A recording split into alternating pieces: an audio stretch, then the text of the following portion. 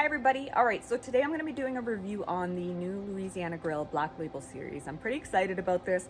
I've had it for about a week now. It just got released this month, so it's a pretty cool new toy. It's got a whole bunch of awesome features. This one here is the 800. It does come in 3 different sizes, so depending on how big your household and how much grilling you do, you can base it off of that. 800, 1,000, and 1,200 square inches of cooking space that you have to pick from. So that's pretty neat.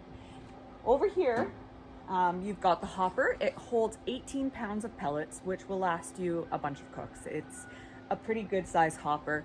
At the front, you've got a window, so you don't even need to open it to see if you're getting low on pellets. You can just look through that window and add some more if you can't see any pellets in there.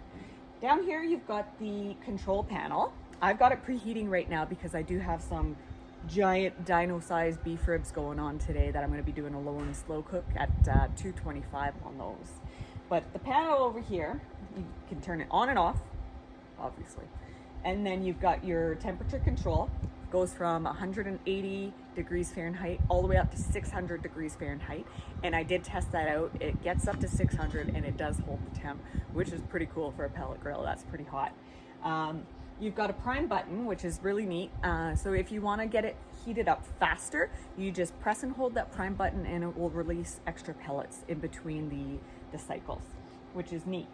Also, it's Wi-Fi and Bluetooth accessible.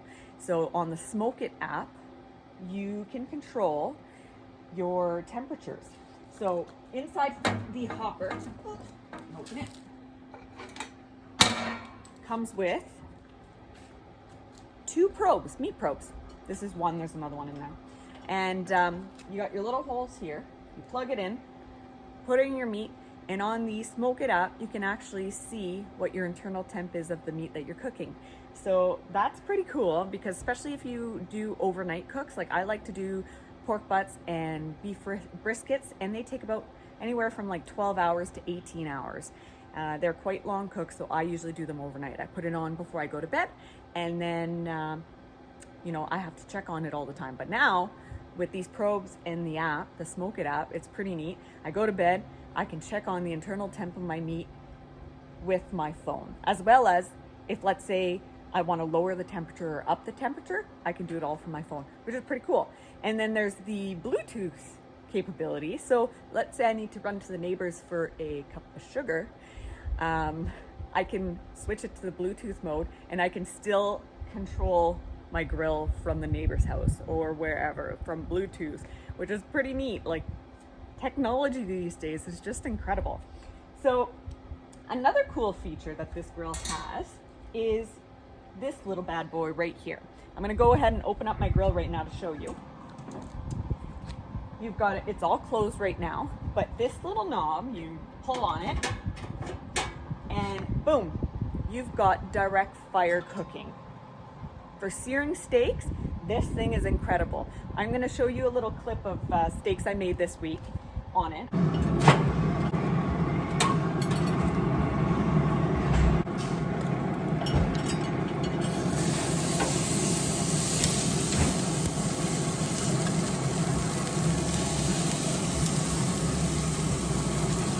The sear marks on this steak were amazing, and it was cooked like I need my steak to be medium rare, and the inside was perfect, but the outside had this amazing sear, and I tell you, that sear is like the best thing in the world.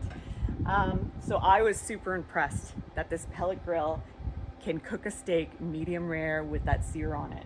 So you got your shelves too. You got your front folding shelf if you want it down, but if you've got plates and stuff you want to put on there while you're doing your cooking, you lift it right back up, as well as that nice shelf underneath where my giant Dino bones are sitting that are going to go on here soon. As you can see, I'm going to back up. There is no big chimney. It all vents at the back, so all your smoke is coming out of the back, which is super like sleek looking. There's these heavy duty wheels at the bottom, which I love because I keep mine in the garage. I have a nice covered patio in the back, but the view out front, I'm in British Columbia, Canada. We've got this amazing, incredible mountain view here. So I like to bring my grill out front, so when I'm sitting here, I can just take it all in.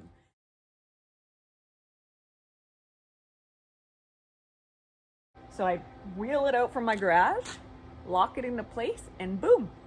Nice and heavy duty construction. You've got these awesome Louisiana grill symbols everywhere. It is a very sharp looking grill. I'm not gonna lie, I'm kinda in love with this grill right now.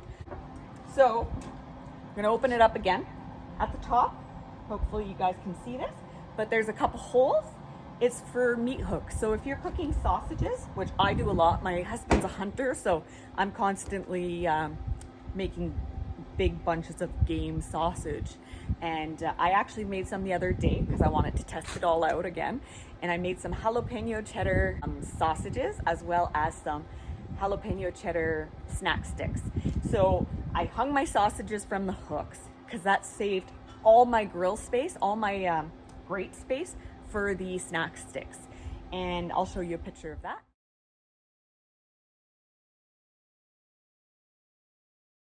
I took up literally every square inch I possibly could in this grill and took advantage of it all. Well, my grill is up to temp now, so I'm gonna go ahead and throw my giant beef ribs on. These beauties, like they're huge. Just these massive, massive ribs. It's gonna be a good dinner, I'm not gonna lie. So I'm gonna go and throw these on. There. So I'm gonna let that go and I'm gonna spritz it every hour till I get that perfect bark on them.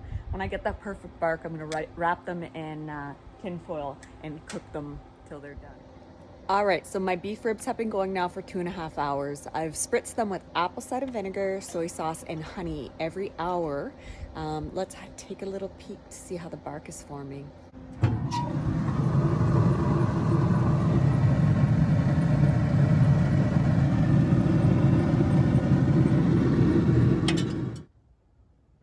After 3 hours at 225, I wrapped the ribs in foil, added a little bit of apple cider vinegar, soy sauce, and honey. And then I let them go for another 2 hours wrapped until the internal temp reached 205. Then I pulled them, served them, and they were delicious.